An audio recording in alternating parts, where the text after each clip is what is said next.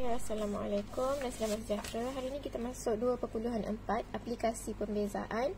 Kita nak tengok kecerunan tangen pada suatu lengkung pada titik-titik yang berlainan. Okey, pertama sekali awak kena tahu dulu ada 3 jenis kecerunan.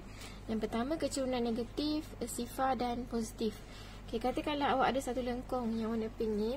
Okey, jadi bila titik tangen maksudnya dia ada satu titik pada lengkung dan kita buat satu garis. Okey. Garis tu mesti kena pada lengkung dan titik tersebutlah dia akan kena pada satu titik. Jadi kalau dia ke bawah, jadi tangen dia, kecerunan dia negatif. Okey, kalau katakanlah untuk kecerunan sifar, katakanlah titik tu kat sini dan awak buat satu garis lurus yang kena pada lengkung. So ni kita panggil dia adalah garis tangen. Okay, jadi bila dia garis straight lurus macam ni, dia adalah kecerunannya sifar. Sebab memang tak ada kecerunan kat sini. Kosong, M kosong. Okay.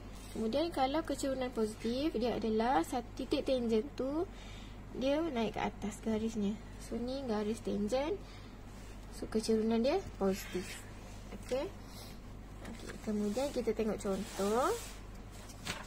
Okay, contoh 13. Okay, Raja menunjukkan sebahagian daripada lengkung Y sama dengan 2X tambah 1 per X kuasa 2 dan titik-titik A 1/25, B 1/3 dan C 2/4 1/4 yang terletak pada lengkung itu. Cari ungkapan bagi dy dx. Okay. So yang pertama ni saya rasa tak ada masalah. Awak boleh buat pembezaan. So bila kita nak buat dy per dx, kita akan buatlah Y sama dengan 2X tambah X kuasa negatif 2. Okay. Kita naikkan dulu kuasanya. So kita buat dy per dx, kita akan dapat 2 tolak 2X kuasa negatif 3. Okay. Ataupun lebih molek lagi, 2 tolak 2 per X kuasa 3. Okay. So dah dapatlah soalan A, ungkapan bagi dy per dx. Kemudian soalan A2, kecerunan tangen bagi lengkung pada titik A, B dan C. Okey, so dia dah bagi titik A. So pada titik A, so awak akan ambil titik dia 1/2 dan 5. Okey, kita nak cari kecerunan, maksudnya kita nak cari dy dx. So kecerunan tangen maksudnya dy per dx.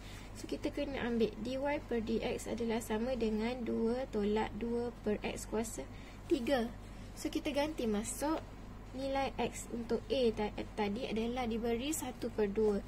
So ganti masuk dapatlah 2 tolak 2 per 1/2 kuasa 3. Okay, so nanti awak kira, nanti awak akan dapat negatif 14. Okay, so dy per dx kecerunan tangen pada titik A ni adalah negatif 14. Okey. Kemudian B pula. A2 belum. Titik B pada titik B. Okey. So B dia dah beri 1, 3. So ganti masuklah. So dy per dx adalah 2 tolak 2 per X kuasa 3. Yang mana X adalah 1. So ganti masuk 2 tolak 2 per 1 kuasa 3. So dapatlah dy per dx adalah sifar. Okey. Kemudian soalan pada titik C. C adalah 2 4/4. Okey. Sama juga caranya. So dy per dx sama dengan 2 tolak 2 per 2 kuasa 3. So kira dapatlah dy per dx adalah 1/3/4. Okey, 1/3/4. So awak kena ingat bila dia tanya kecerunan tangen, so bila dia nak kecerunan maksudnya dy per dx. Okey. So untuk B, untuk setiap titik A, B dan C, nyatakan keadaan kecerunan tangen pada lengkung itu. Okey, bila kita tengok nilainya positif, so kecerunannya positif. Bila nilainya negatif, kecerunan negatif. Bila nilai sifar maksudnya kecerunan apa tadi? Kita ada 3 tadi.